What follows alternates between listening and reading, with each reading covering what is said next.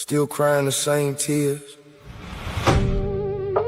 From Emmett to Nolan, how many more years?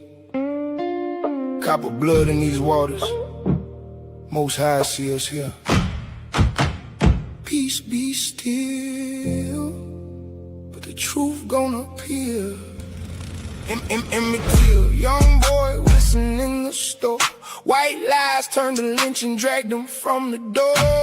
Beaten, shot river, swallowed him whole. Open casket, mama showed the world his soul. Nolan wheels, 18, boat ride on the 4th. Only black in the circle, now they say he drowned for. Horn Island whispers, friends came back without him. Mississippi history, still hunting, still doubting. Same state, same pain, different name.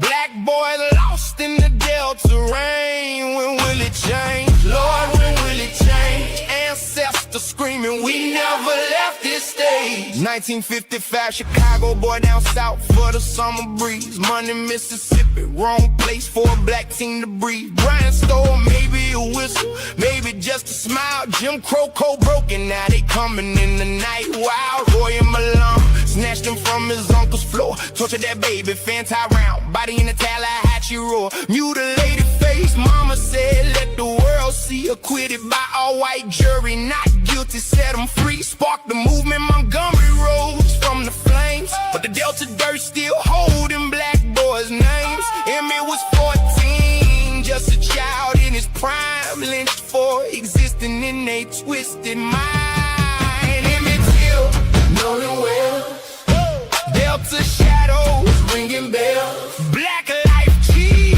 in these haunted lands. Most High coming with justice in his hands. 2026 July 4th, independence gone wrong. Broke the Horn Island with the crew, singing freedom songs. 18 years young, big heart, only copper in the mix. Friends white as the judge that let killers walking. 55 disappeared that day, body found on the shore 2 nights later. They say drowning, no foul play, but the family know better. Questions swimming deeper than the Gulf water's cold. Why leave your phone? Why the silence from the foe? Mississippi again, history echoing loud. Ben Crump calling for truth, independent, autopsy proud. Was it accident or the past rising from the mud? Black boy with white friends, trust issues in our blood.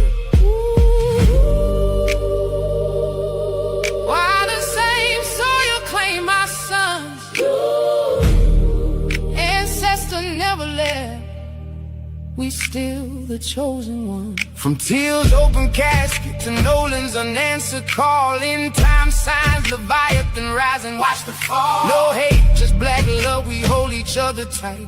But stop crashing out on each other and demand what's right. Peace be still, Through the storm we prevail, Father's child. we shall not fail. Both in Mississippi, Delta's cruel embrace. One lynched open, one body lost without a trace. Emmett's killers brag after the verdict came. Nolan's story fogged in speculation and shame. 14 or 18, young kings taken too soon. Waters claim the bodies, but the spirit touched the moon. Same fear, same doubt, same racist undercurrent flow. But we wiser now, cameras, voices won't let go. Indigenous copper, mountain builder, stand tall. We walk together, ancestors answer the call. No more silent nights, no more cover graves. Justice for Emmett, justice for Nolan. Raise the blade. Emmett Till, Nolan Wells. Hell no! Emmett Till, Nolan But our spirit never failed. We got black love, revolution now. Most High know my heart, make it right somehow. Peace be still, Peace be still. From Till to West, the story's still real. Let the world see, let the truth be free.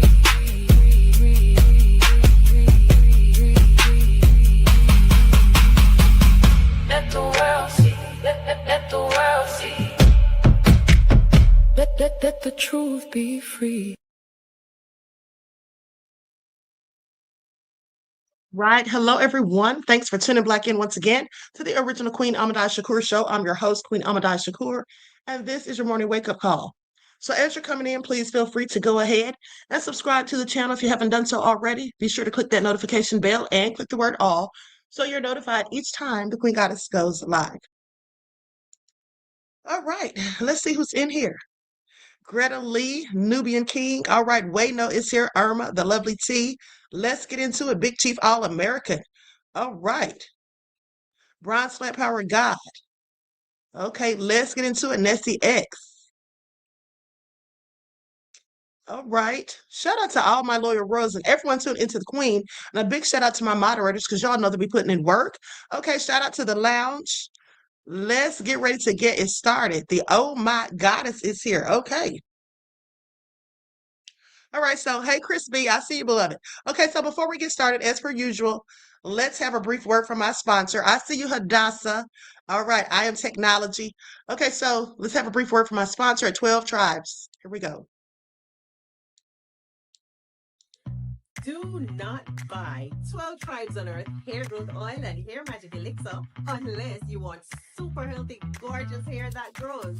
They have a whole line of amazing hair growth products, including hair growth leave-in conditioner spray, hair growth shampoo, hair growth spray, and hair growth butter.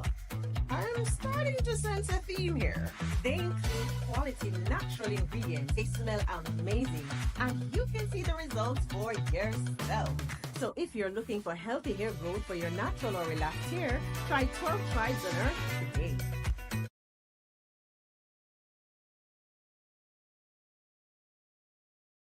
Okay, so don't forget, you can purchase 12 Tribes hair oil at Etsy.com. Just look for Lisa Crafts. Okay, you can also find her products at Walmart.com. And don't forget that she also sells beard oil. Okay, and she has sales frequently. So with that all being said, let's get ready to get black into it. Everybody hit that like button, double check, and make sure that you're still subscribed to the Queen's channel. Especially if you have not been receiving the notifications. Okay, so before we get into the Nolan Wells case, I want to go to this, go to these two videos really quick. Likes up, everyone, please like and share. Hold on, give me just a second to cue them.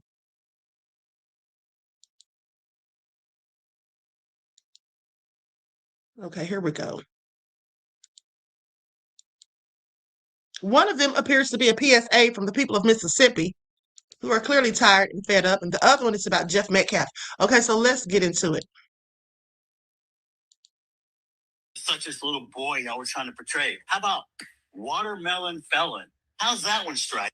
Y'all keep telling me it's not about race. Why does everything have to be about race? Then you went and played the victim. Jeff Metcalf, Austin Metcalf's dad, played the victim with all his racist rants that he went on. He raised a racist bully thug. And this is why I said that the apple does not fall too far from the tree. Austin Metcalf was a product of what he was raised by. Y'all talk about the fatherless homes, rap culture, gang violence, the parents failed them. Where's that energy for Jeff Metcalf? Or your fucking daddy is, because 78% of you don't have your father in the home anymore. You got baby mamas running around with 8 kids so they can get EBT cards to feed you all. You think I'm being racist? No, I'm being real. Oh, you've got more melanin than me. Ooh, so you get more privileges, more entitlement? Because 400 years ago, someone actually sold you to us, and we took you over here and put you to work. And then we had a civil war to free your ass. And now you want to talk shit? Oh, I've been so oppressed. You couldn't even vote 1960. You know what? I'm sorry, but this is never going to not be funny. He sounds so nonsensical. And here he is scolding us for what they did to us. That is all crazy. And it's always about race. And this is why right here. Listen. Look how far you've come. Look at all the free shit we give you. You're not oppressed. Somebody talking about giving black people free stuff after they enslaved our ancestors, stole our land, burned down our towns and cities, and destroyed everything that black people built, stole their money out of the bank right after slavery when they put millions of dollars in the bank. Ha! He's got the nerve to talk about them giving us free stuff. Okay, I find it also interesting, but let's continue. You're fucking entitled. You know what DEI stands for? Yeah. Means I don't have to be fucking qualified. I just have to be a certain color or a race or gender. Whose broad ass idea was that? I'm gonna tell you right now. Charleston White, you think you're funny? We'll see who's laughing. Drew Anthony, you're a pussy and a coward, and you raised one. Kayla, you drunk bitch. What'd you do to that boy to make him? Do y'all see his big stomach sticking out? Look at that. He sounds like he's drunk now while he's talking about Carmelo's mother. Stab somebody. My God, what kind of mother are you? Hey, Kevin Hayes, you fucking liar. Day after it happened, how many lies did you sit and type up on your keyboard, you big keyboard warrior? You a big tough man. You still live in Baton Rouge? Talk, Mr. Squeaky Clean. Yeah. Okay, I've heard enough. I just want to bring this back to the forefront of you all's memory because you have these maggots online talking about I hate hearing it too, Ramona beloved. You hear these maggots online talking about there are 75 pages of stuff about Carmelo being nefarious. Okay, but have they released those 75 pages? No, they haven't. And also it's a bunch of text messages, like one on each page to make it 75 pages so it could be more than the 20 pages of nefariousness that Austin engaged in. Exactly. Okay, please pay attention. And like I told you all yesterday, them coming out like now talking about Carmelo was disparaging black women, that's all BS. I don't believe a word of it. And even if he did, how old was he when that happened years ago? Because he's only 19 now and he just turned 19 not too long ago. Okay, so they can miss me with it.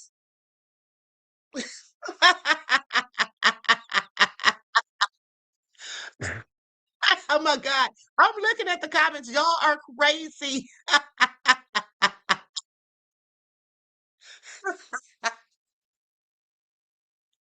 I'm so done. Anyway, let's go to this next video.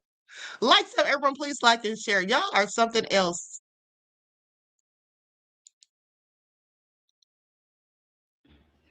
Another black person getting attacked by the oppressor. And see, bro got a point. Cause nigga, I've been saying that shit. Like, if y'all see somebody else of color getting attacked, man, nobody need to pick up their phone unless it's like somebody like, okay, I got it, and we jumping in and we doing what we gotta do. Don't nobody need to be picking up their damn phone, man. Like, pick up your fist, pick up a brick. If you got a weapon, do what you gotta do, man. Protect us. You feel me, bro? Wasn't lying. If you see Sir, but they didn't have to some people, they didn't even need to tell you that. But some of y'all see something going down and you're going to pick up your phone and start recording. Now, I can see if it's a police situation, you want to record, you know what I'm saying, or whatever for the court case and all of that. And but the bottom line is, when I see people see somebody getting jumped or something nefarious happening to the person, everybody wants to pick out their phone. That's just so crazy to me. Okay, that is absolutely so crazy to me because I'm hands on. Damn, picking up a phone, especially if there's multiple people out there who have phones. Why do all of you need to stop and record? Make that make sense. Anywho, let me continue. Like stuff, everyone, please like and share. Now let's get into the bullshit because that's exactly what it is. Okay, this whole case with Nolan, almost 2 months have gone past. Here we are. It's about to be September. Okay, and no answers and no arrest. Nothing to see here, folks, except there's a whole lot to see here. Okay, and that's what we're going to talk about. So first off, let's get into it because I told you all, well, me and Rupert told you all days ago that in fact, we think that they changed the information on the GPS coordinates. Okay, they may have used one of those spoofers that Rupert told us about. but some kind of way they switched things, in my opinion. Also, I told you all the other day that I believe that they had decoy boats, basically that they switched out the boats, that they have us looking in one direction, but everything is on the other. Because I told you all how it was interesting that they didn't have anything about Bart's boat even listed in the investigative report. Okay. And also, you're going to see, and I didn't notice this, Jay Megan did, but you're going to see how the GPS was turned off and on. And let's just talk about that for a second before I go to the footage. Okay, so a boat GPS determines position repeatedly from satellites. Now, if those positions change over time, the system can calculate speed over ground, which is known as SOG, okay, and course over ground, known as COG. So while you're aboard a normal marine GPS, or while you're aboard, a normal marine GPS can tell you whether the boat is moving and how fast. Okay, now here's the thing. A GPS unit may not necessarily preserve a complete historical record. For example, here are some of the reasons why it would not. Track logging was turned off. The screen could show position and speed live without saving the trip. Track history was cleared or deleted. Depending on the unit, stored tracks can be erased. Now, some people have said, oh, you can't change GPS data, you can't do this, you can't switch it out. Yeah, you can. Okay, Google is your friend if you don't know some things. Now, limited storage overwrite. Okay, so older track points may eventually be overwritten. The unit can be powered off. So obviously it can't record movement while it's turned off. And that's likely what they did. Now, different electronics were involved. Okay, so a GPS receiver, a chart plotter, fish finder, GPS combination, or AIS unit, or an engine management system and phone can retain very different information. Okay, and GPS data and GPS coordinates are not exactly the same thing, in case you didn't know. Investigators extracted only certain data. Okay, now, so for example, saying there was no GPS data is very different from saying forensic examination established that the GPS couldn't determine whether or not the boat moved. All right, and there's an important distinction for the Nolan Wells timeline that I've been examining. So, because the GPS didn't record a track does not mean the GPS couldn't tell whether the boat was moving. But nonetheless, a functioning GPS could display movement in real time, even if no historical track was ultimately available. So yeah, that's what makes me think that it was turned off. Okay, now let's go to the footage. Lights up, everyone, please like and share. Mr. Billy Bathgate said, let my queen cook. I know that's right, beloved. I'm trying. Okay, so here we go.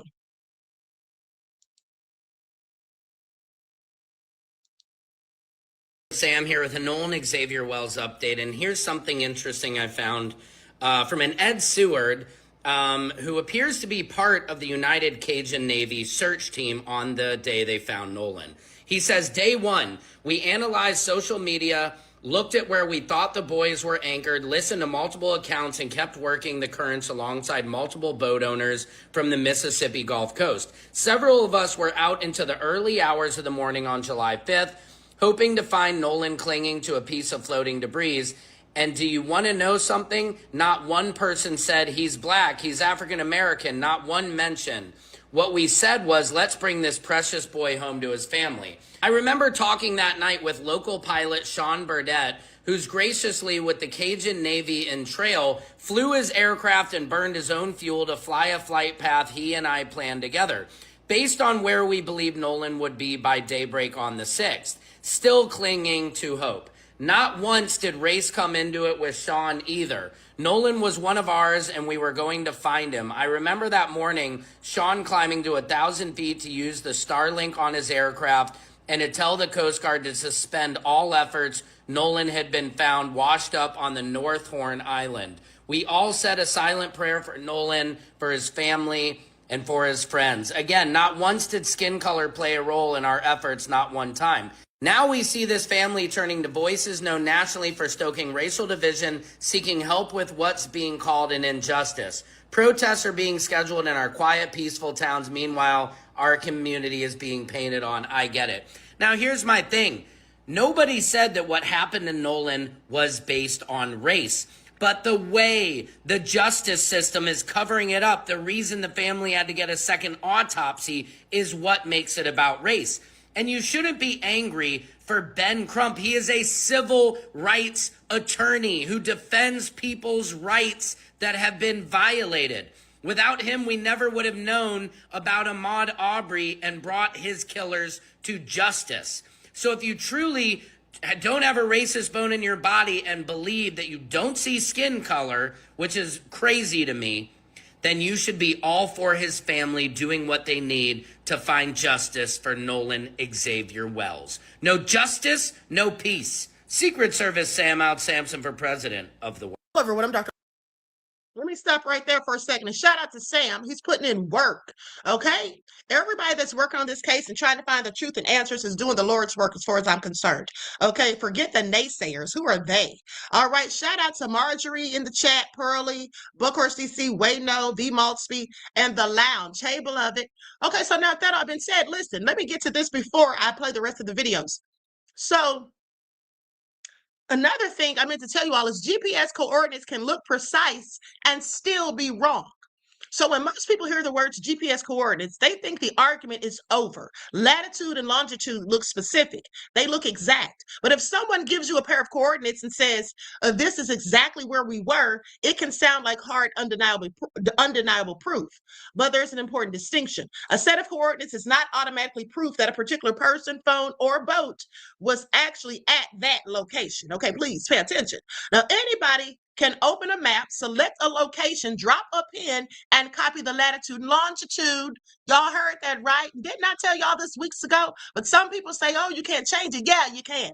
Those numbers may correspond perfectly to a real location, but that only establishes that the location exists. It does not mean or establish how the person obtained the coordinates, when they obtained them, or whether their device was actually even there.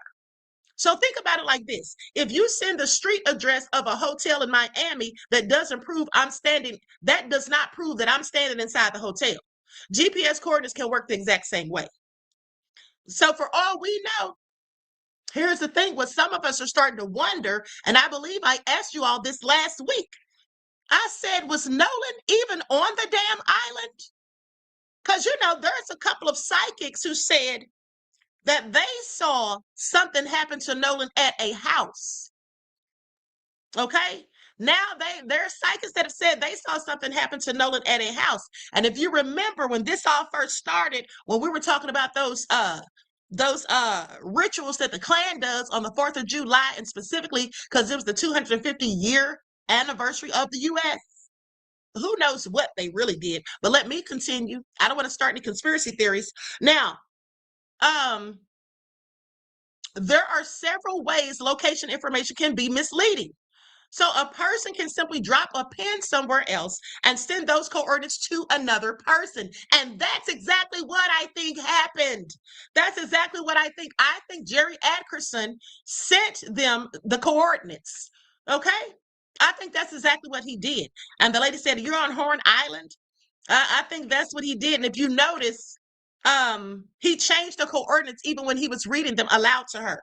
I showed you all that over a week ago at least. Okay, so in those situations, the coordinates themselves can be completely legitimate, while the claim about who was there is absolutely false. Then there's GPS spoofing. Okay, and this is what me and Rupert told you all about, where software or other methods can use a device or application to report a location different from its true physical location. That is a much more technical issue, but it illustrates why investigators generally shouldn't treat one displayed GPS location as the entire story. And also, let me just say this. When we were talking about the spoofing, I told you all that when I did my research, it basically showed that there's a problem with that. And Rupert said the same thing because he did the research before I even did. But they basically say that there is a serious problem with these fishermen down there in Ocean Springs and in Mississippi in general using these spoofing devices because they don't want to get in trouble when they're fishing in places they're restricted from.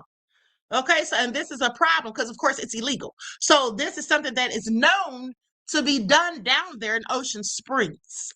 Okay? Now, And there is another possibility that is especially important when you're talking about boats. The coordinates could genuinely belong to someone other than the person or vessel they're being attributed to. Damn it, Bart. Okay, imagine two boats, the Triton and the Palm Beach, for example. Okay, suppose someone obtains coordinates associated with the Triton, but represents them as the location of the Palm Beach. The coordinates don't necessarily have to be fabricated at all. They could be real coordinates attached to the wrong vessel, okay, the wrong device, time and or events. That's why the critical question isn't simply, are these valid coordinates? You see, the question should be, where did these coordinates come from? Which device generated them? Which vessel was that device aboard? And at what exact time were they generated? Were they automatically recorded or manually entered? And does independent evidence put that same device and vessel at that location? That's an enormous distinction. I want you all to pay attention. And a screenshot is not the same thing as the original electronic record. Also, a pin somebody sends in a text is not the same thing as GPS data automatically logged by navigation equipment. And somebody simply saying these are our coordinates, like Wyatt did on the boat when he was talking to the dispatcher, Vicky, isn't equivalent to investigators obtaining the underlying data directly from the device or service that generated it. Okay. That's where metadata and independent records become important. Investigators can potentially compare the claimed location against original navigation logs, phone location records, where legally obtainable, timestamps, photographs, and their metadata. Now, communications, Coast Guard records, towing or marine assistance records, marina surveillance, witness observations, and the movements of other boats or devices. You ought to pay attention, because everything that I just said right there, this is all the stuff that Mrs. Wansley has subpoenaed, okay, from CETO and Ward Marine Services. These are some of the very same things that she has asked for, and now you should understand why. And investigators aren't necessarily looking at only one point. They're looking for a trail, okay, a trail of breadcrumbs. Now, if a device reports location at a 2 o'clock location, or no, I'm sorry, if location A, if a device reports location A at 2 o'clock, location B at 2:10, location C at 2:20, and location D at 2:30, investigators can examine whether that movement is physically plausible. Okay, so think about that. Like I told you all that I noticed in the Al Sharpton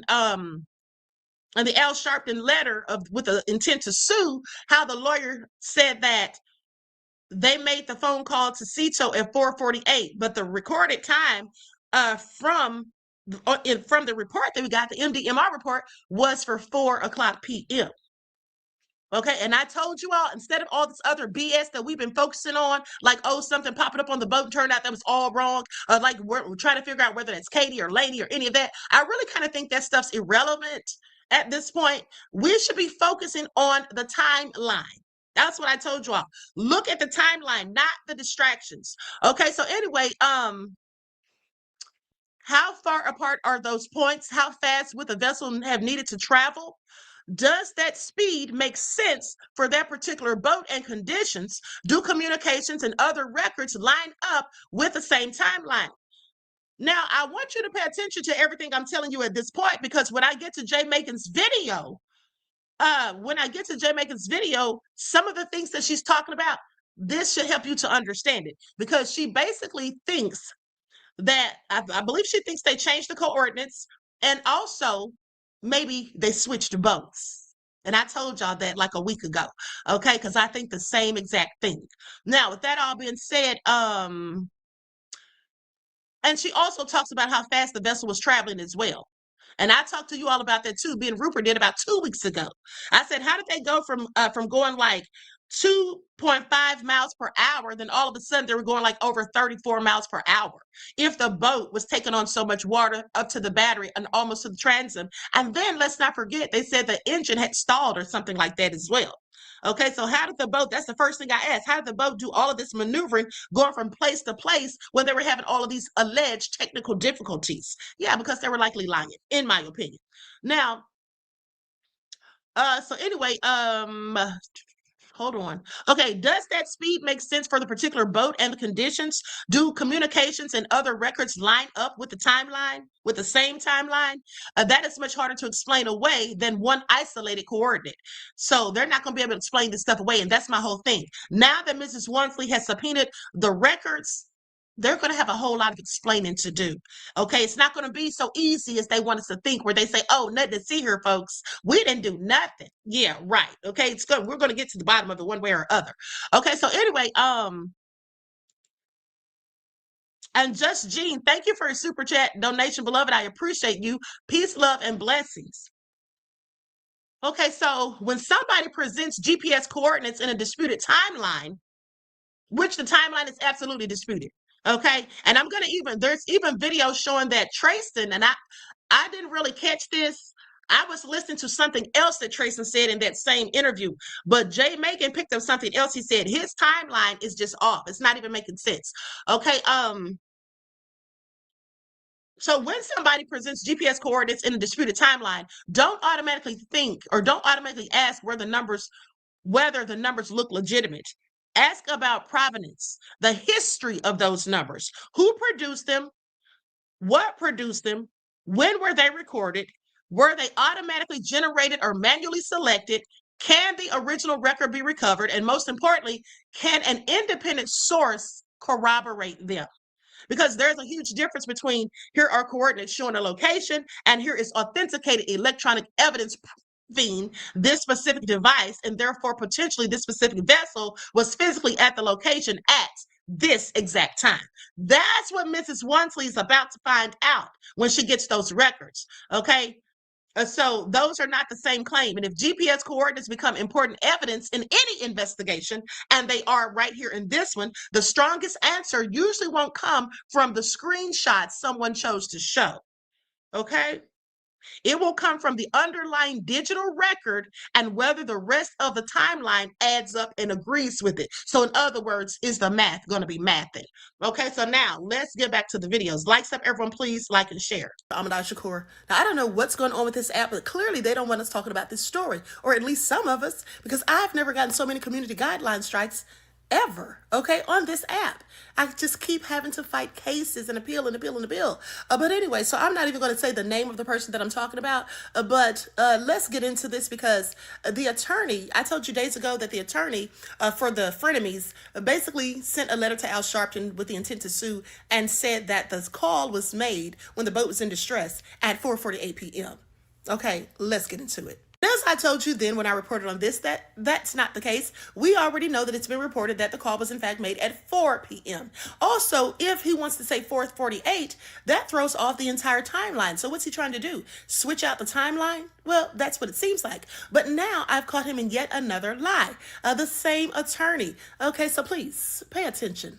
In that same letter to Al Sharpton, this is also what the attorney said. No was aboard the Triton with 8 other friends. Morgan was on the Palm Beach. Warren and Jax were on the Tide Line with 15 other friends. At no time on the way to Horn Island was Warren, Jax, or Morgan on the boat with No. Now that's...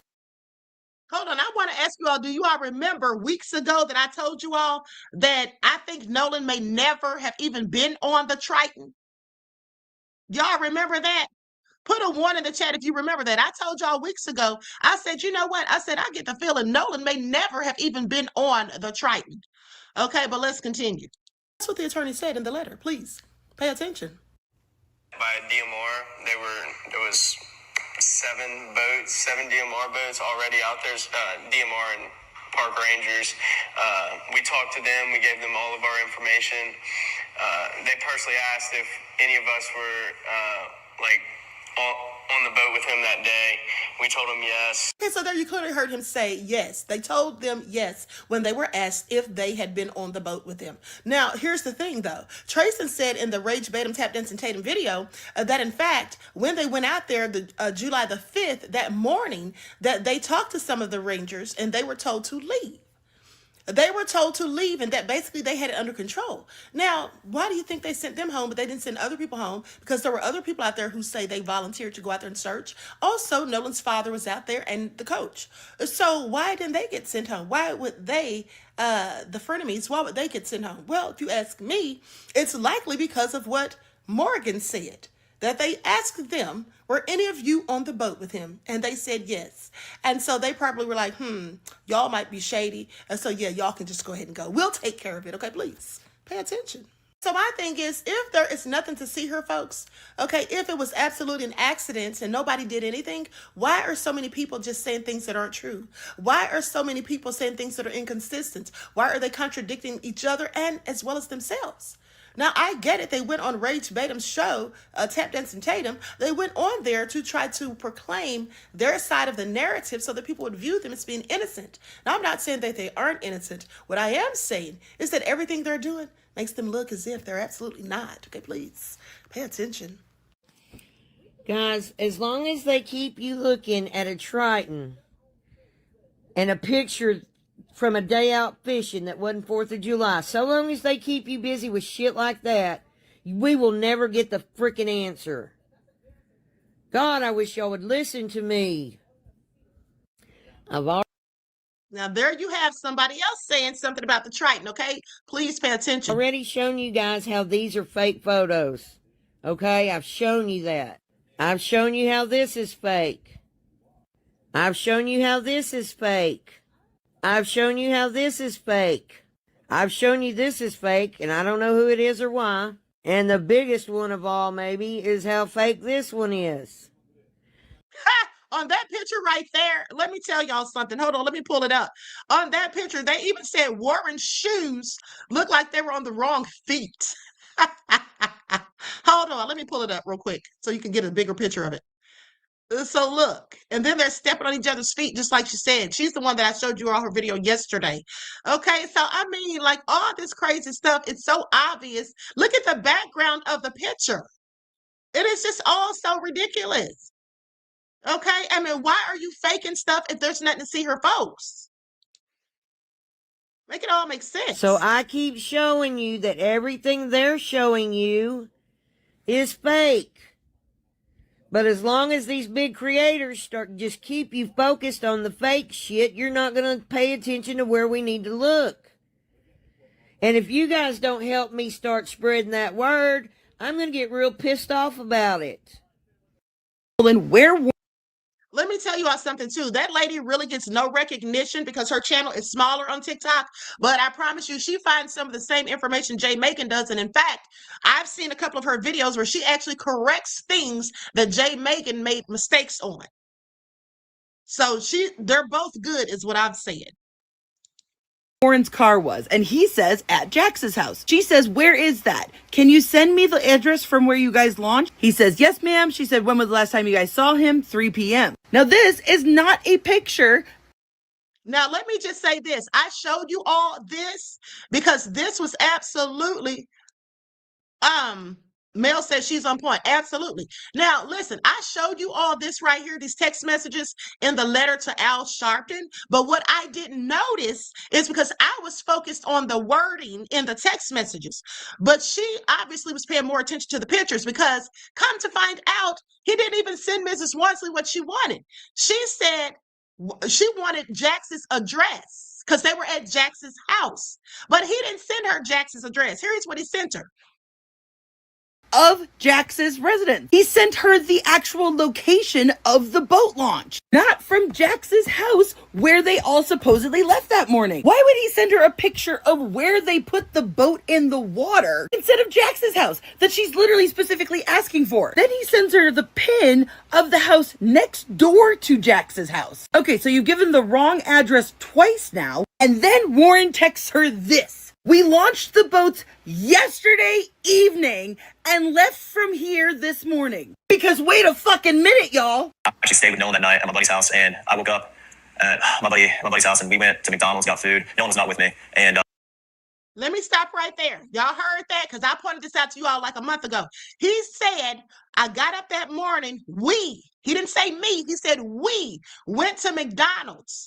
Nolan wasn't with us. Remember how I told you all that right there? Because that's not the only time he said it. There was another point in that same interview where he also said that he and his Wyatt went to get ice for the boat, and Nolan didn't go with them.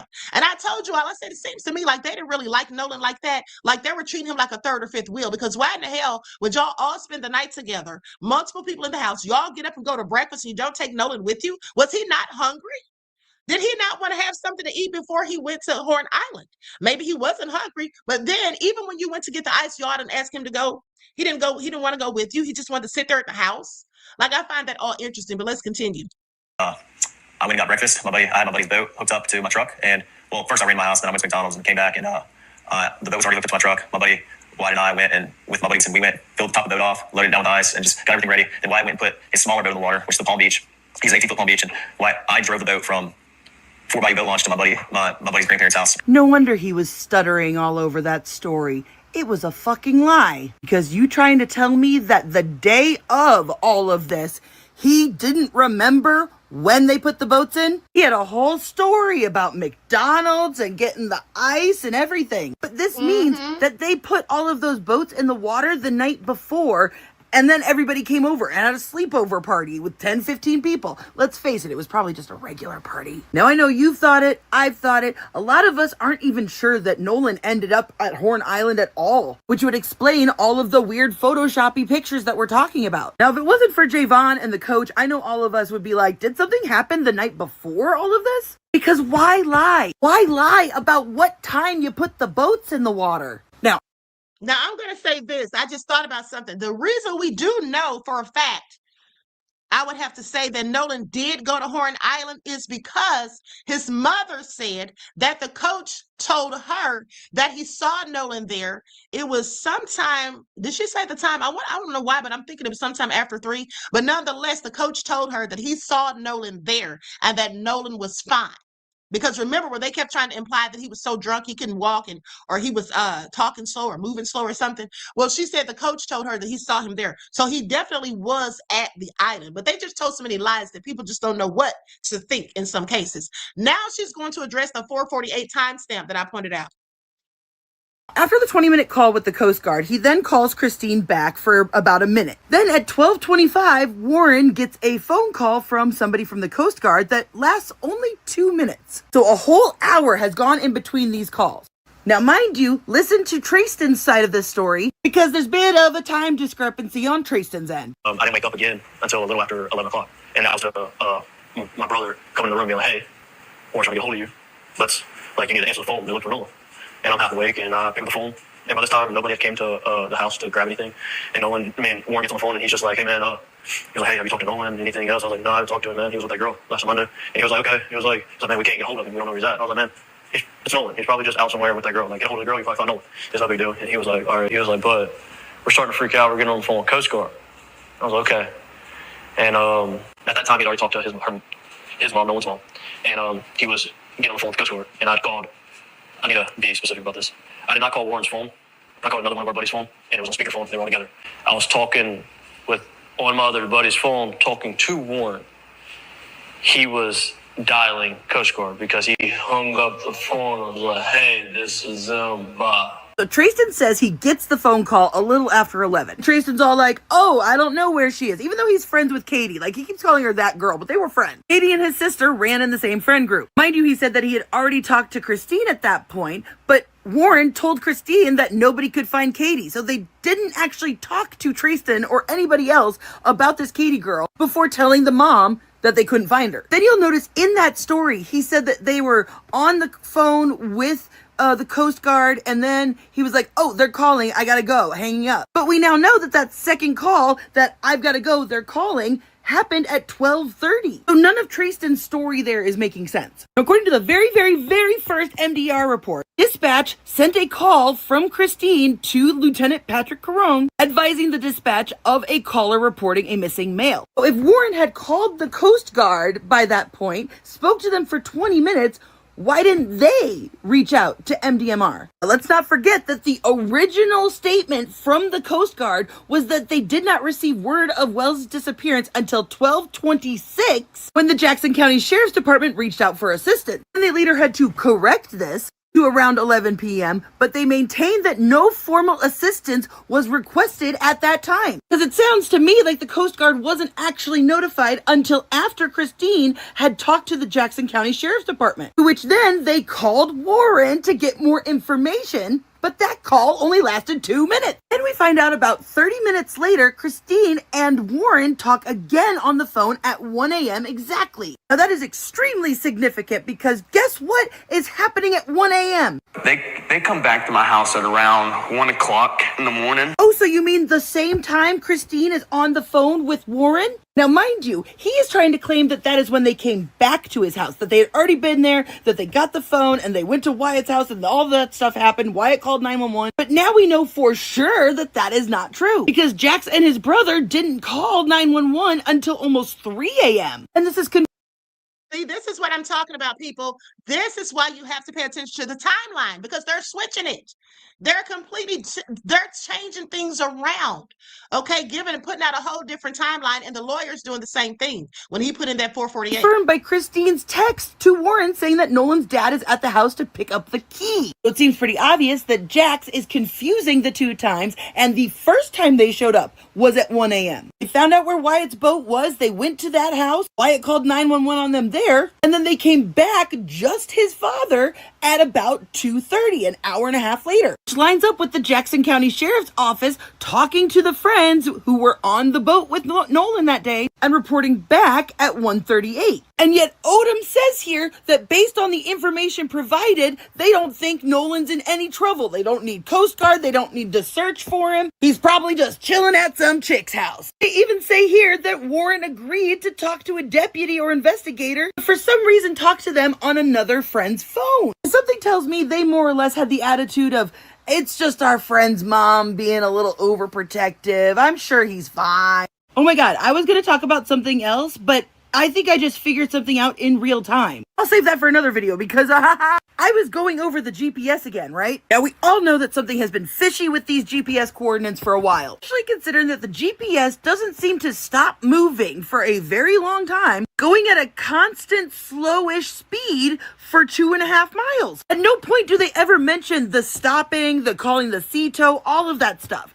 Why isn't the GPS telling us about that? Now at about 7:45, the boat was taken to the grandparents' house. Now for Warren and Wyatt and everybody to come back together later on, it means that Warren and Wyatt had to have been the ones to take it there, drop it off, and then come back in their vehicles. Meaning that the Triton would have had to have been docked on land and in a parking spot. It would just be sitting there unattached to anything on a trailer, right? Yet at 9:32 the next morning, the GPS was powered on. Then it was clearly turned off again, and then it was powered on again at 9:51, and the vessel moved 52 feet. Why and how did it move 52 feet? And the Triton doesn't go back out because Warren was on the boat with his family, and Morgan, Wyatt, and Trayston were on the Palm Beach. And about what time did they go out there? About 7 o'clock that morning, we had all decided that we were going to go out on the boat and go look for Nolan. Wyatt had already had his boat still in the water. We were on the water from 9:45 to 11:50. Oh, you mean the exact time frame in which the GPS kept getting turned on, powered on, moved 52 feet, powered on? Y'all, I think that these were the GPS coordinate points for the fucking Palm Beach. Because how would the Triton move 52 feet if it was sitting in a driveway at Wyatt's grandparents' house? And y'all remember, the Palm Beach left before the Triton did. They left Horn Island minutes before. Because again, according to the GPS, the boat was moving the entire time, and it was a good 17 minutes in between it leaving Horn Island and that CTO call. But you may be saying, Jay, the guy said that the Palm Beach was in the water already that morning. It couldn't have traveled to the grandparents' house. But remember, this is what Jack said when they said they wanted to go out and look for him that night. Thinking about doing it that night. Yes. And why didn't you do it that night? So we already called the Coast Guard at this point.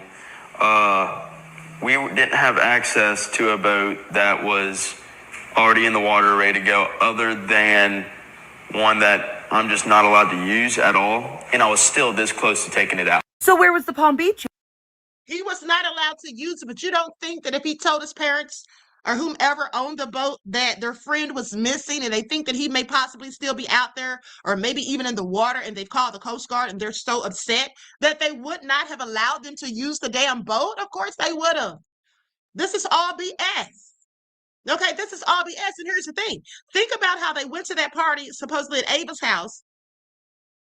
Then they were all just chilling, and then all of a sudden, oh, where's Nolan? And then they start making calls like they're so concerned, right? But then they all go to sleep and sleep peacefully that night. Now, I'm sorry, but how many of you, I'm sure it'll be nobody, but how many of you would feel okay with your friend being missing? Possibly you're thinking they're out there in the water, left on this island, you don't know where they are, haven't heard from them or whatever, and then you're just going to go to sleep. I would literally be up all night. I've stayed up all night for less. Worrying about less, okay? Who goes to sleep? I'll tell you who. Guilty people. Now, mind you, I'm not saying they're guilty, but I do know that the police say, and you can look it up yourselves, that if they put a guilty person in a cell and an innocent person in a cell, when they come back hours later, the innocent person is up roaming around, pacing the floors, wondering probably how the hell did I end up here? I didn't even do anything. But the guilty person, they're asleep because their thought process is, oh, I'm already caught. I might as well just get some rest. Okay, please pay attention. Y'all, the Palm Beach was already in the water that morning. How come y'all didn't have a boat that was available for you to use? Because remember when they were like, oh, they're demanding the address of the boat, they were driving to the grandparents' house. Wyatt and Morgan were. And as it turns out, it's actually quite easy to transfer your GPS memory from one boat to another. In fact, it's so easy if you're doing it from one Garmin to another, there's literally an app you can do it on. Remember I told you literally Joseph McGrath worked for IT for the Ocean Marine Group, which is the group that is owned by Jerry Atkerson? Because my guess is they took the coordinates from the Palm Beach and put it into the Triton, but were so tunnel vision focused on the 4th of July that they didn't even think about the 5th. Because of That's what that other lady said in one of her videos. The lady Trina, the one with the real Southern accent that I was telling y'all about, the one that's talked about the fake pictures, that's exactly what she said. She thinks that they used the coordinates from the Palm Beach as well. And that does make sense because remember, they said the Palm Beach left first. I told y'all, those GPS plotters and everything, you have to do it manually. It's not like an automatic thing, and it's easily changeable, and we don't know what the Palm Beach was even equipped with. I mean, even the GPS seemed a little confused because there is a literal question mark in this report. Like, why was the GPS turned on 4 times in an hour? Especially here at 9:51, powered on, question mark, vessel moved 52 feet, and then it was turned on again 2 minutes later. So how did they move it 52 feet? Why did they move it 52 feet? Why did they turn off the GPS and then turn it back on? Almost like Morgan took the Palm Beach and dropped a bunch of people off. That would explain why there are so many data points that are not being accounted for in. Now, didn't I tell y'all that like 2 weeks ago? I said, how do we know that? I said, did they just go and drop people off? Now, the reason I was curious is because they circled back around and went back to the Fort Bayou boat launch twice. And I said, why would they need to go there twice? Did Bart, because Bart lives in Fort Bayou, right? And I was like, so why would they go to Fort Bayou twice? Did they go drop something off at Bart's residence? Okay, did they go there and switch boats? Did they drop off people? I asked you all of these questions because this is how you know the math ain't math and what they're saying is not adding up. It makes no sense. Okay, it makes absolutely no sense. And like I also said, if the boat was in such poor condition, how did y'all do all of that traveling within hours? For hours, they were literally traveling in the same boat that they claim was inoperable. Okay, the engine was not cranking and all of that. Make it make sense. Any of these boys' stories. Because notice Morgan never tells us what he did after he left in the Palm Beach. Anyway, I'm exhausted. I have spent the last. Okay, that was all some very juicy details. Very juicy details. Okay, at the end of the day. And also, she reiterated some of the things that I already pointed out. But also, let me say this, because somebody in the chat just reminded me. I don't remember who it was, beloved, but you said the same thing yesterday. Someone in the chat said, if you look at this picture, these two right here, Morgan and Jax, why do they have the same exact legs? Look at that. The spot across the knee, they have the same exact legs. Now, how is that even possible? Absolutely photoshopped or AI generated. Okay? Crazy. Absolutely crazy. All right. So anyway, if y'all thought that was interesting, wait till you get a load to this. Let's get into it because there was a death investigator who was interviewed by Nancy Grace yesterday. And when I tell you, this is bombshell information. This is juicy information. Because if you all remember, when we first found out that they had to use dental records to determine, that it was Nolan, I told you all then something had to have happened to him other than just a simple drowning because he wasn't even in the water that long. If y'all remember me telling you that, I said he wasn't in the water that long. Okay, from July the 4th, he was missing. They found him the morning of July the 6th. So not even 2 whole days. How the hell was his face so messed up that they couldn't tell who he was? That sounds like foul play. And they know that. They just don't think that we're supposed to know that. Okay. And like I also told you, and this is the reason for those of you who missed the broadcast when I was talking about these things, that's the reason that I went into telling you all in full detail about aquatic decomposition. Because those things, he would not be looking like that so quickly because here's why you know he wouldn't. Because he, first of all, wasn't even in the water. He was at the shoreline. Remember? He was at the shoreline. He was not in the water. And also, another thing is he wasn't even bloated. Okay? His body wasn't even waterlogged. So all of these things, listen, at the end of the day, they're not going to release that autopsy report publicly because they know that we're on to it. The people that have been saying these things, okay, and I believe I'm one of the first people that said it. I'm sorry, I'm going to pat myself on the back because I absolutely knew something was afoot when the guy from the Cajun Navy said that the body wasn't waterlogged. Okay? That's when I knew something doesn't make any damn sense because if you drowned, you should absolutely be bloated by the 6th if you drowned on the 4th. Okay? But so let's continue because this death investigator, like I said, he gave some very good information. I'm going to share my screen. Likes up, everyone. Please like and share. Thank you in advance. Y'all need to please get the likes up. Okay, please get the likes up. Thank you in advance. If you feel like you're getting good information, all right, please hit the like button. It doesn't cost you a thing. Now, let me put an overlay on this.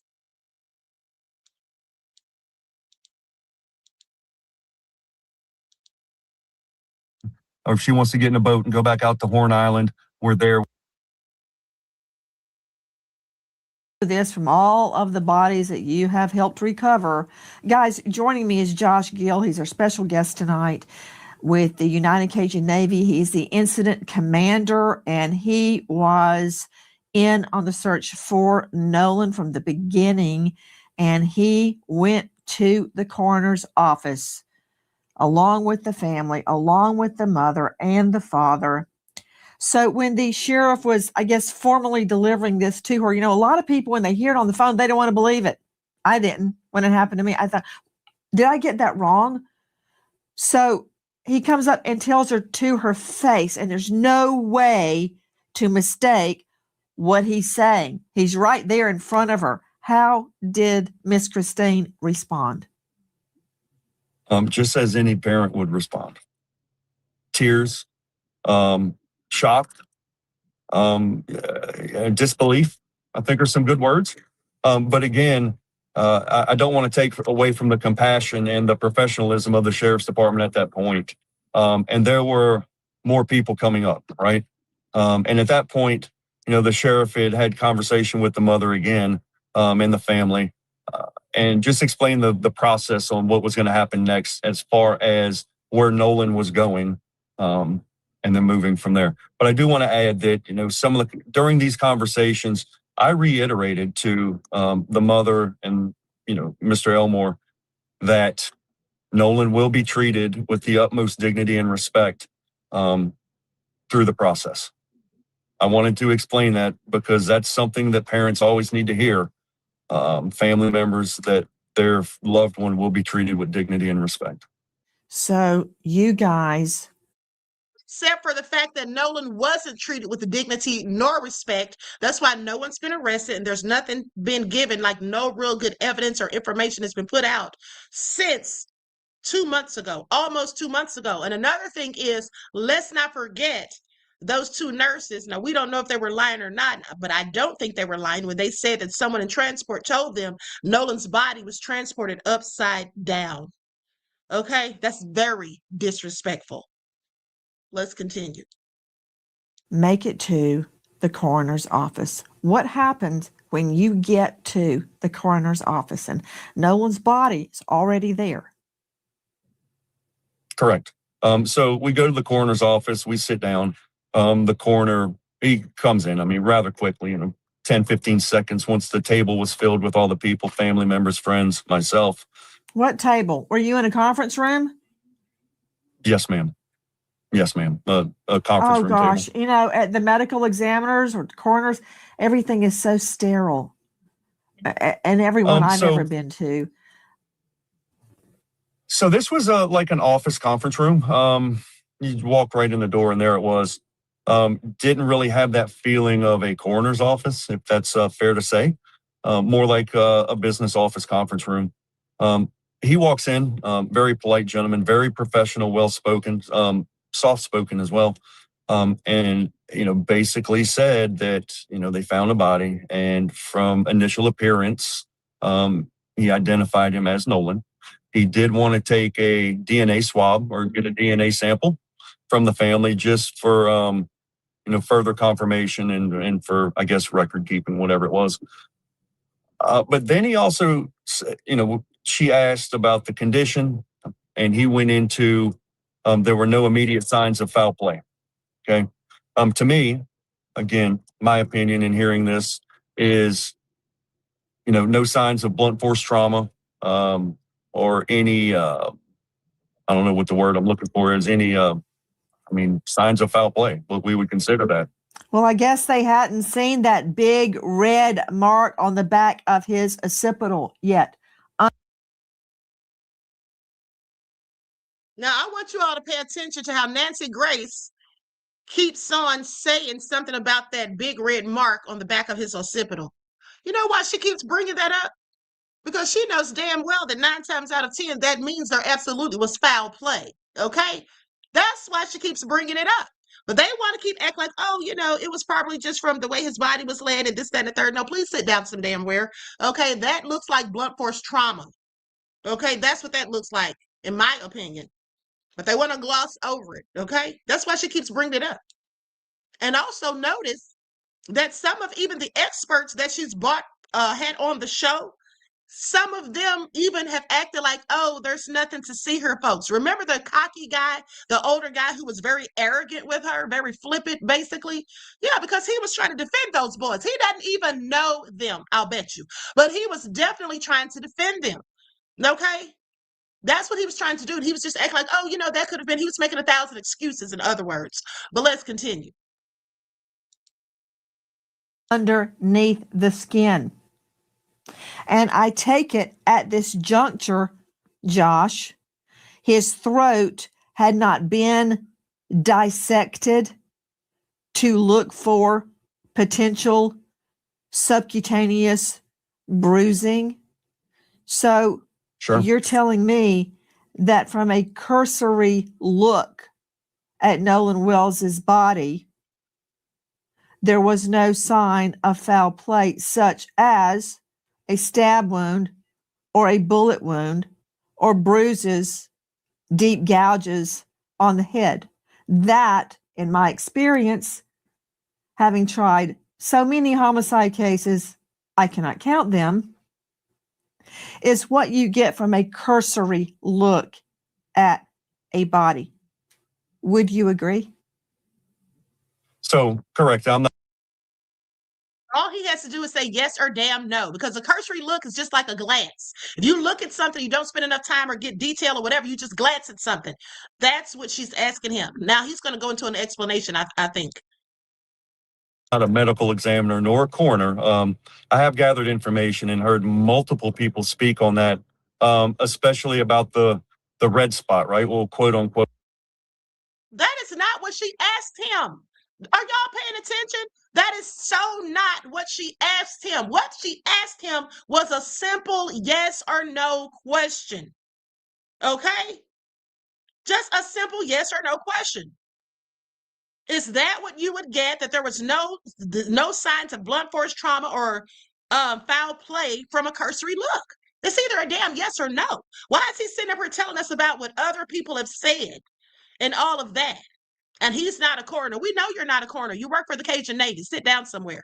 Okay, but let's continue. Call it the red spot. And as I appreciate that may be pooling or whatever, it could possibly be cellular decomposition. Again, I'm not a medical. Now he wants to sit here. Let me just tell y'all something. Hold on, I'm gonna get into it in just a second. Irma says Josh is full of BS. He told it different on Willie D. I believe him and Nancy trying to come back from the backlash, but then said how compassionate the sheriff was. They still trying to flip the narrative. Well, he is definitely trying to flip the narrative at this point. That's exactly what he's doing, beloved. I absolutely agree. Okay, and thank you for your insight into the topic and your contribution. I appreciate your peace, love, and blessings. Here's the thing. He's using all of these medical terms, this medical terminology, but then he'll say, but I'm not an expert or I'm not a coroner. Well, just talk like a regular darn person then, so that regular people understand. But here's the thing. The way they're framing this, how can I explain it? Okay, so what they're basically doing, see, everybody has not studied this type of stuff. They don't know anything about body decomposition, pathology or any of those things. Most people don't, is what I'm saying. So when they're just telling you, oh, this could have been from discoloration from how the blood was pooling or how the body was positioned or whatever. Yeah, that may be true. But in most cases, what they're not telling you is that in most cases, when you see something like that, the red marking near the occipital, that absolutely means some sort of blunt force trauma. We know there's always exceptions to any rule. That doesn't mean 100% ironclad proof that it was not blunt force trauma and that there was no foul play. But that's what some of them want us to think. Okay, because they're trying to defend these young men. They don't want them to go down if in fact they even did anything.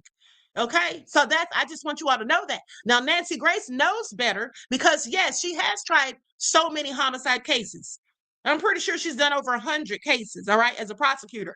But also somebody like me who went to college for criminal justice and studied this type of stuff, decomposition and all of that, because, we learned about murders, crime scene evidence, and collecting it and all these different things.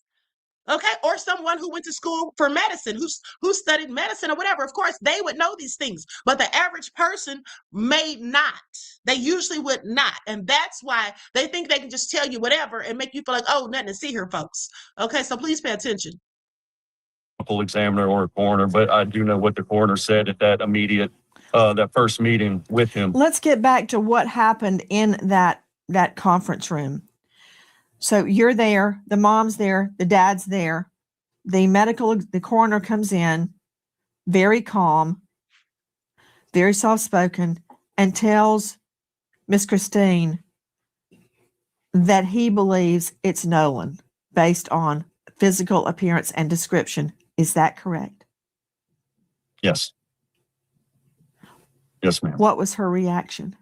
Because if it were me, again, I would have been holding out. It's not him. It's not him. It's somebody that looks like him. I don't believe it's him. He's out there. If I can just get out of here, I can go find him. What was her reaction? Again, it was quiet and it was a very emotional time for the family as well. I personally believe at that point she accepted that it was him. Why do you say that? You must have observed something that makes you say that. Again, it just actions, and not denial, not beating on the table. It's not him. It's not him. Let's go. Let's keep looking. I'm going to tell you why she probably knew that was Nolan. And of course, she didn't want to believe it was Nolan. None of us did. Okay, none of us did. I remember when they said they had recovered her body, but didn't say who it was. I was hoping it wasn't Nolan. But at the end of the day, she likely knew that it was her son, because what are the chances of somebody else washing up on shore after her son was missing just a day, 2 days prior? What are the chances? Not to mention, nobody has drowned at Horn Island in over 6 years. So it's not like this was something that happened on a regular basis, is all I'm saying. So she probably did, have a feeling that it was him, even though she didn't want it to be him. And her being in the medical profession as well as I believe a nurse practitioner, I think I will never say the word accept. She understood that what was being told to her, right? Yeah. I'm not a parent. Still crying? I don't have any. Absolutely, she still cries to this day. And look, so I want to make this very clear to everybody that I support Christine in what she's doing. There's not a playbook that's written for a grieving mother who doesn't know what happened to her son. And I truly hope and pray every day, as well as my organization does, that she finds peace and comfort, and she's able to accept. And you know what else, Josh? Whatever the results are. I don't know. Yes. How this would have unfolded if it had not been for the United Cajun Navy. I'm just putting that out there. For some reason, y'all have been gotten so much hate, but you guys were out there at the get-go. You're the one that went with Miss Christine to the coroner's office. You were there. You're the one that helped her stand up off the ground when she was sitting on that pavement crying. That was you, United Cajun Navy. Yes, ma'am. I support her too, and my fondest dream is that we find out that this was an accident. But until we get to that point, this investigation must go on. So he comes in and tells her that. My whole crew knew my wife was cheating.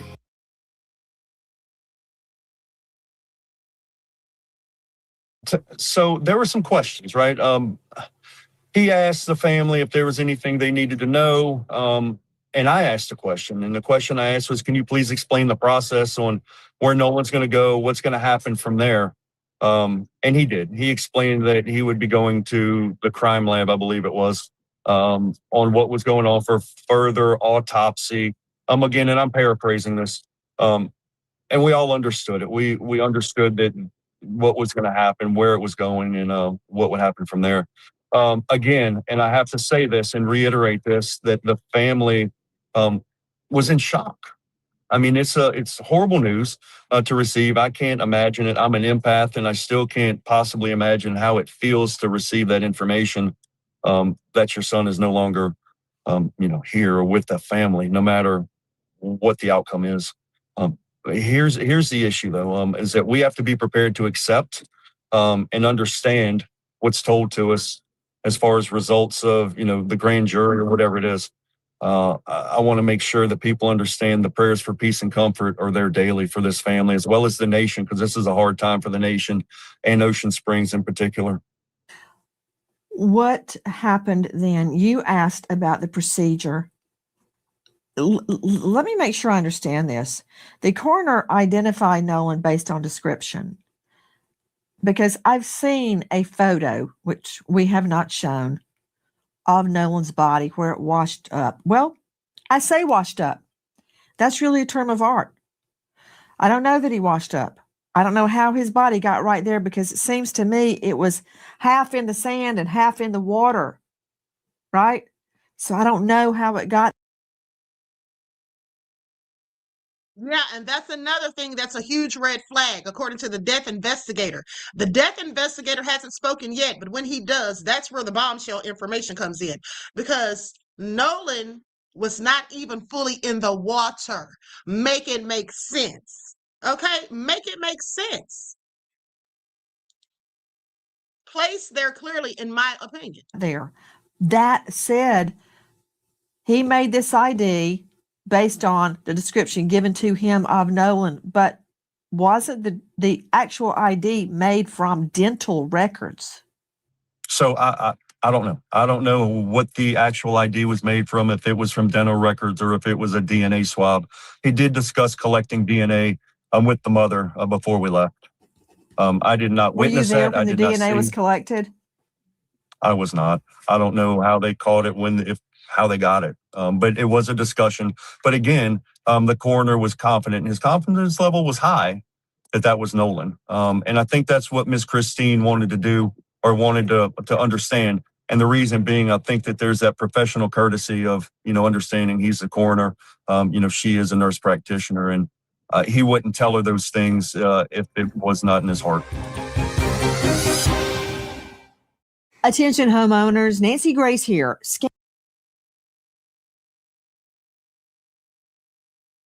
Certified bloodstain pattern analyst, crime scene analyst, death investigator, author of forensic science.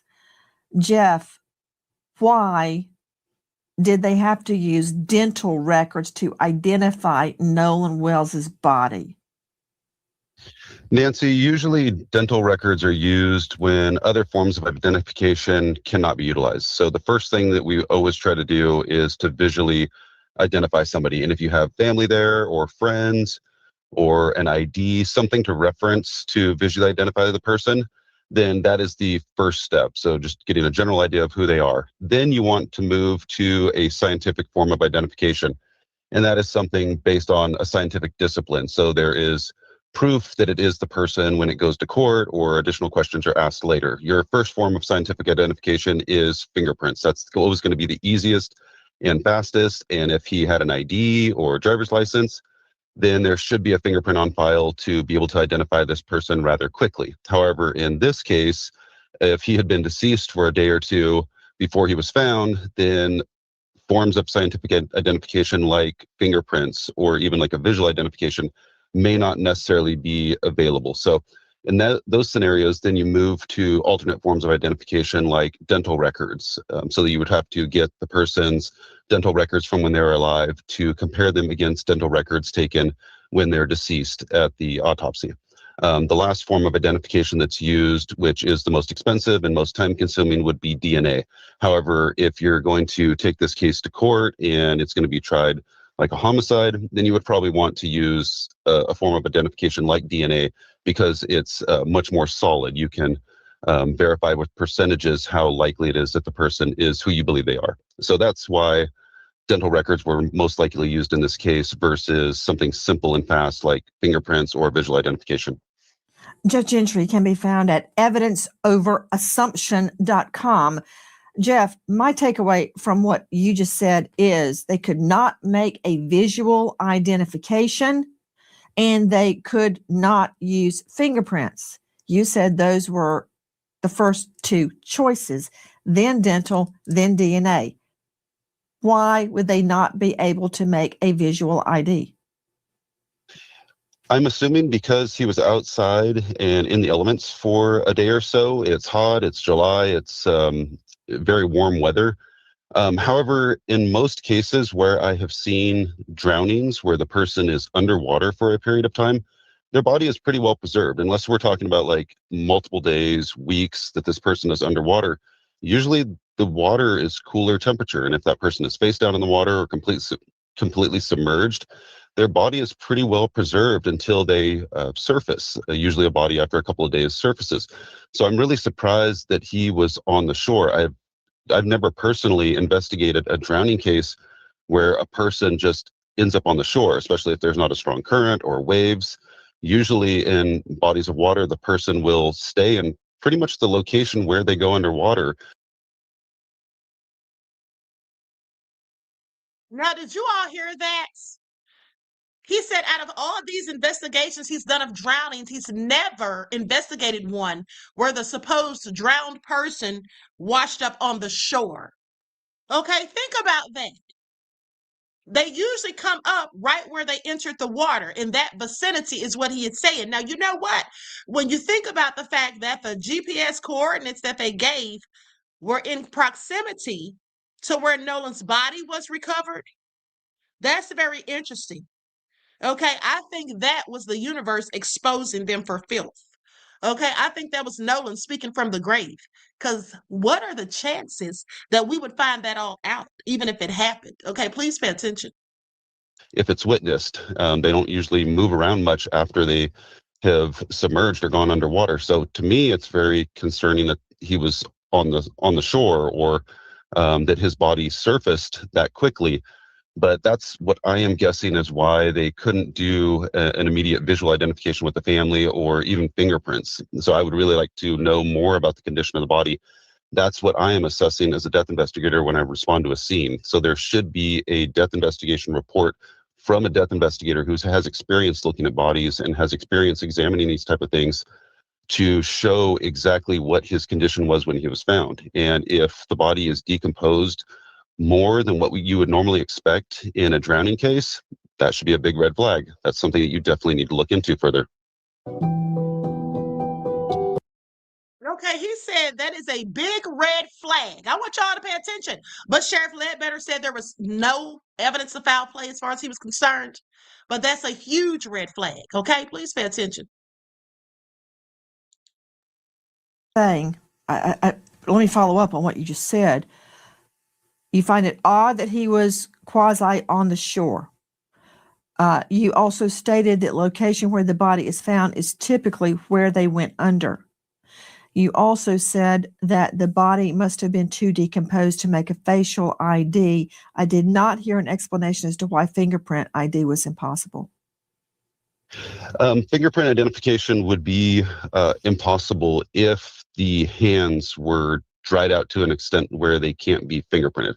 Sometimes people that are underwater, or if the hands are underwater, the skin, just like if you're in the bathtub for a prolonged period of time, the skin ends up looking the same way. It just gets kind of wrinkled and it's very hard. That's what I told you all about when we discussed the decomposition, aquatic decomposition. That right there, what he's describing is called washerwoman syndrome. When I told you how the skin on the palms of the hands, the fingertips, the bottom of the feet, the soles of the feet, all of that gets really wrinkled after being submerged in water for so long. To get a usable or workable fingerprint in those scenarios. So one scenario would be the body is too decomposed to get a fingerprint or a visual identification. And then the alternate scenario is the body or the hands were exposed to the water too long to where they just are not able to get a good workable print. So those are the different possibilities. But again, his position at the edge of the bank or partially in the water, that's really concerning because there's tons of people around that area. If he was in that position or on the shore decomposing for a day or so, why did nobody see him? Those would be my type of questions that I would ask if I were a death investigator responding to this scene. Jeff, I'm looking right now at the photo of his body. And it's about, the beach is flat. And I would say it's about 3 to 4 feet from where there's nothing but sand, no water. It looks like it's just as the water is starting, like you could walk in it very easily and your ankles may not even get wet. He's not out in the water at all. He's on the beach and on wet sand. That's the way to put it. It's wet sand. He's not out in the water, Jeff Gentry. What does that mean, if anything? That's really abnormal. I would have a ton of questions in that case. I would wonder if there's no waves, no strong current, why is that body up on a shore? How did it get there? And just like when we're looking at blood evidence or other forms of evidence, if something is in a certain position within a scene, you have to question how it got there. I have investigated a lot of deaths, bodies in canals, rivers, lakes, large bodies of water, never really near the ocean to where you would expect somebody to wash up to shore. But in these cases, even though there's strong current, waves, large bodies of water, I've never really seen bodies up on a shore, especially up out of the water enough to where they could decompose significantly to where they can't be identified or can't be fingerprinted. So that would be a very big question that I would have in this case is, with the absence of waves, with the absence of a strong current, how in the world did this 19-year-old man end up on shore, out of the water. Josh, I'm going to pick back up with you and Nolan's family at the coroner's office, but you disagree with Jeff's characteristic. Explain. Now, what I find interesting is that he has the nerve to disagree with this man when this man is an expert death investigator. Okay, please pay attention. Wind, wave, tides, currents. If you look, there's also there's some pictures, some aerial pictures that show driftwood way on the beach. Those four things are what impacted, as I appreciate, where Nolan ultimately ended up. If you look in one of those pictures, man, a wave is about to come right over and crest right near where the body's at. So that shows that there is some wave actions and some currents. The winds, the waves, the tides, the currents have a huge impact on, anything that's put into that water. It's known as the washing machine. It's a high tide, high current area. So that's that was the first things that I looked at whenever I saw that picture, and that is one of those pictures that I showed to the sheriff immediately as I received it. The stuff that's dark in that picture right there, I believe that's debris, and that debris could have easily or was washed up on that island. And if you look at the picture as well into the water, the white is that's wave action, either from wind, tides, or currents. So, and it's going towards the beach. When you walk down the beach and you find shells and you find, the bottle with the message in it, it gets washed up on the beach. Okay, so I think in simple terms, you're saying you believe the body was washed up from the water to that location. Okay, and Gentry is saying typically a body is found where it goes in the water. So you're right. Tidal experts, water experts will have to determine that. I want to get back to you. I want to say this. Essentially, both of them are right, in my opinion, because if there is a lot of debris, the body can get caught up in the debris and be like stuck there for days. And then once it's released, it can wash up ashore. But the bottom line is Nolan's body was not there for days. Okay, it was not there for days. If you really think about it, July the 4th. At what time, July the 4th? Probably late at night, in my opinion, because I think the body was placed there. But even if he drowned, let's say he did actually just accidentally drown on July the 4th, that would have been sometime in the evening, not the morning or the afternoon. Okay. And then you have the whole day, 24 hours of the 5th, and then first thing in the morning on Monday. So that it's not days. So there's no way I'm going to think that possibly his body, because even though what he said is true, it's absolutely true. But I don't think that's the case. I don't think that's applicable to this situation for the simple fact that Nolan was not out there, for days or whatever. Okay. And then also think about how the death investigator said that when a person drowns, that pretty much preserves the body in some cases. Okay. Because of the coolness of the water. All right. So please pay attention. At the coroner's office, a dental exam was used to make the ID, which leads me to another question. If his face and his fingertips were so decomposed that they can't make an ID, then how do they know there was not bruising or there was not skin marks on his face, on his hands? That's a whole nother thing. You're not a medical examiner. I get it. But that's a question that needs to be answered back to you. The family, Miss Christine, the dad, were asked to provide DNA. Okay. You did not see the DNA taken, probably a buccal swab. What happened then? So if I may add one thing, is I think that'd be a great question to ask the coroner is, how did he identify? Because he was pretty sure, in his best professional opinion, that was Nolan. And maybe he wanted the dental records just out of professionalism. Mm-hmm. And hey, isn't that one of the most definite ways to identify? Sure, and out of courtesy to the family, let's do it the easy way for you as well as to get the dental records. So moving forward, man, we left. We went to the house. There was a gathering at the house, and the people started to pour in, and it was a very emotional time. Again, the family, the friends and family that were there were They were extremely welcoming to myself. Todd Terrell also came he came within, I don't know, 30 minutes. We stayed there for about 30 minutes. We had conversation with the mother, Mr. Elmore, and some of the other family members, and discussed a couple things with them. GoFundMe being one of them, and we wanted to assist with that as far as the development and helping to spread the word on that piece, as well as offer our services. And anything that we could possibly do to assist this family in this time of grief, we're there for them. Still there today. Anything that they possibly need, we're here to provide. If it's a shoulder to cry on, we're there. If she wants to get in an airplane or if she wants to get in a boat and go back out to Horn Island, we're there. We got it for her. She's been offered those services. We just want her to know and the family to know that we're there. We're 110% supportive because, again, there's no playbook on how to grieve the loss of a child. Everyone keeps asking me how I do my podcast alone. The answer, Riverside. Tracy Grace here. Every day, living expenses keep climbing. All you have going forward, that's it. Photos and memories. Photos and memories. So, ma'am, if I can say one thing. Please do. I hear the emotion in your voice, right? I can hear it in your voice. And that's a sympathetic emotion for that mother. Knowing that she has, at that point when she walked through that door, it became real and it became the hardest day, the beginning of the hardest time of her life.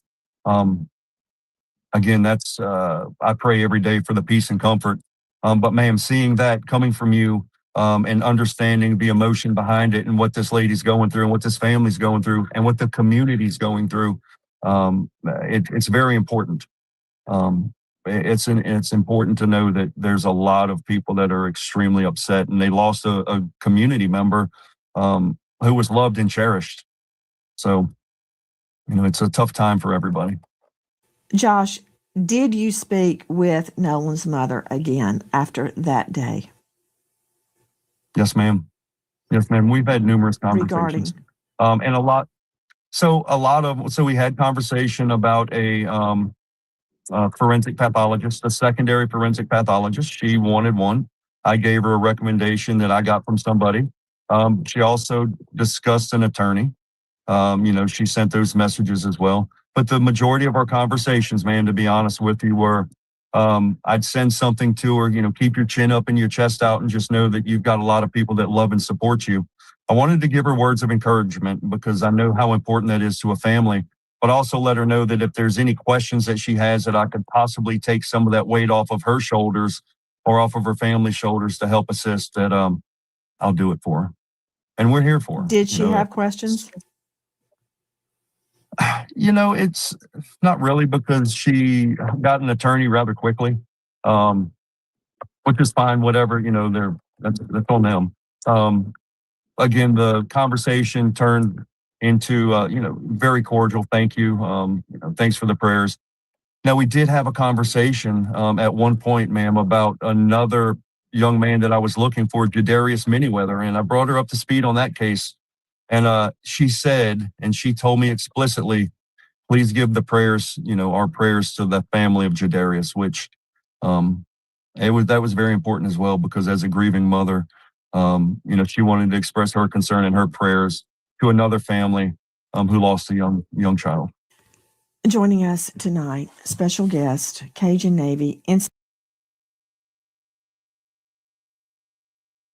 Incident Commander Josh Gill. Okay, with that all been said, I'm about to conclude the broadcast. Just think about that. This is a very sweet lady. This lady is very nice. Even while enduring her own grieving process, literally just finding out that her son is dead, she still had empathy and compassion for someone else who lost their son. Okay? Please pay attention. And there's questions surrounding Jadarius's death as well. All right, so with that all being said, for anybody in law enforcement down there in Ocean Springs, and that includes but not limited to Sheriff Ledbetter, to come out and say no evidence of foul play, looks like an accidental drowning. How the hell can you say that when you just found the body and then the body was not even fully submerged in the water? The body was on the shoreline. Why would you think, first off, why would the first thing that pops into your mind is, oh, accidental drowning? Because the first thing that would have popped into my mind is, was this body placed here? Because this all looks very convenient. And knowing what I know about aquatic decomposition, I definitely would have thought that. Okay? So for the sheriff to come out and say that, that absolutely shows and proves to me that he had nefarious intentions and that he was already thinking, planning, plotting a whole cover-up. No matter what the truth was, he was not going to tell it. And that's just what I think. And I don't give a damn about Sheriff Ledbetter. I don't give a damn about the DA, Angel Myers McElrath. I don't care about Stacey Turner, the medical examiner. I don't care about any of those folks down there, because to me, they're all working in concert in unison, okay, to keep this thing covered up as best they can. And they've done every action to show us that. Please. How are we finding out all this information that doesn't add up? Math ain't math. It makes no sense. Contradicting and conflicting stories, lies being told, even by their damn attorneys, but there's nothing to see here, folks. Okay? Yeah, it's a whole cover-up. Okay, it's a whole cover-up, and I'm not alleging it's a cover-up. I'm telling y'all it's a whole damn cover-up. I'm not saying the boys are covering it up. Matter of fact, I'm not going to say who's covering up, but I will say it is a damn cover-up, and that's what we all should be able to see. Okay, please pay attention. And it's not a very good cover-up at the end of the day, because if it were, we wouldn't even know it was a cover-up. And we darn sure wouldn't know all the other things that we found out from us all investigating it, okay? Now, some of the things we got wrong, that's true. But some of the things, much of the things, we absolutely got it right, and they know it. And I want you to pay attention, because if we were not getting the details right, why in the hell are they taking down our videos? Why are they attacking some of us? Because if you go on TikTok right now, there are some people reporting on Nolan's case, and they don't have any problems. Nobody's taking down their videos. Nobody's not putting them on the For You page. They don't have to keep fighting appeals. But those of us that are really finding out stuff that they know damn well is pertinent, yeah, they're taking down our videos. And several of my videos, I've seen people adding Ben Crump and others. Okay? So that's why I absolutely believe, just like Rupert said, that conversation that me and him had online 2 weeks ago about the GPS coordinates and about the timeline and all of that. And then he said Ben Crump was on the Art of the Dialogue saying, mentioning exactly what we talked about. Exactly. Because people are sending him our videos. Okay? Please pay attention. Now, with that all being said, and that's why they want to take these things down, because like I told you all, I never had so many darn community guideline strikes in my life. It is so damn annoying. And then, like I told you all, I can't even say Nolan's name. Jay Macon said the same thing. I had to call him No on the last video, and on one video I didn't even say his name at all, and I didn't even show his picture. I think I put up Angel Myers McElrath's picture instead, because this is what they're doing, honey. They are so desperate to cover it up. And I absolutely think the government's involved with it, because we already know that Edward Andrew Pulsick was Trump's attorney. Y'all think Trump doesn't know about this? Of course he does. Tate Reeves, the governor of Mississippi, knows about it, and he's not trying to get any answers, because he's just going to go by whatever the hell his good friend, as he said, Sheriff Ledbetter tells him. And so you don't think that Tate Reeves is friends with Donald Trump? Of course he is. He's part of the Republican Party. Okay? He's part of the Republican Party. So this is a concerted effort. And that's also why, even though the FBI is down there, that's why when some people keep saying, oh, the FBI needs to come and take over. The FBI is down there. They have not taken over yet. The only thing they've been concerned about is who's making threats to the other people. Okay, so please pay attention. What the hell are you down there for if you're not trying to help with this case? And how come there's no answers in almost 60 darn days? Okay, you can't make that make sense as far as I'm concerned. Anyway, with that all being said, I'm going to conclude this broadcast. I want to thank you all for tuning in. I will be back later on this evening, so keep your notifications on. Everyone that hasn't liked the video, please hit the like button before you go. Okay, it will be so kind and considerate. Doesn't cost you a thing. Okay, please hit the like button before you leave. Now, that all been said, each one teach one. That's how we grow and thrive. Do something productive, constructive, but never destructive. And always remember, beloveds, to keep the Most High first in your lives. And until next time, I will talk to you all again soon. Peace. Oh yeah, I'm on your ass, I just got to know. What up with that audio?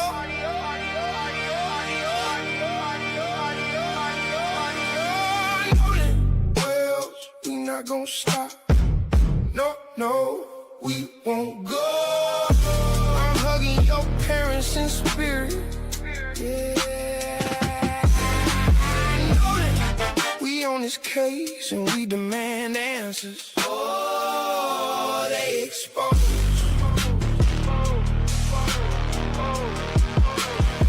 The real queen of receipts. Dropping.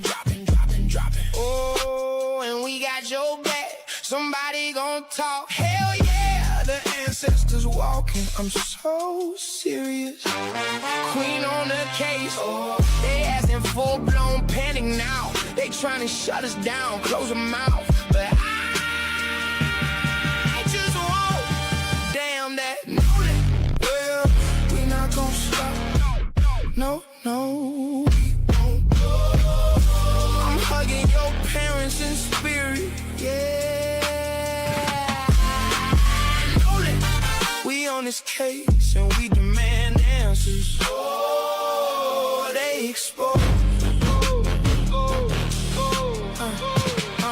What happened to you? We tired. You don't get the all my kids ain't cover it up. I said, show yourself, yeah. Steady talking about they was his friends. I said, show up and talk if that's the case.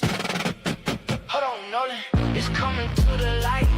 Yeah, the queen on the case. Hold on, Nolan, we won't give up. Rest in his peace. We all love you. No.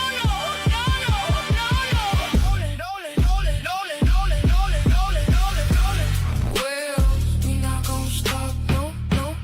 No. We won't go. I'm hugging your parents in spirit. We on this case.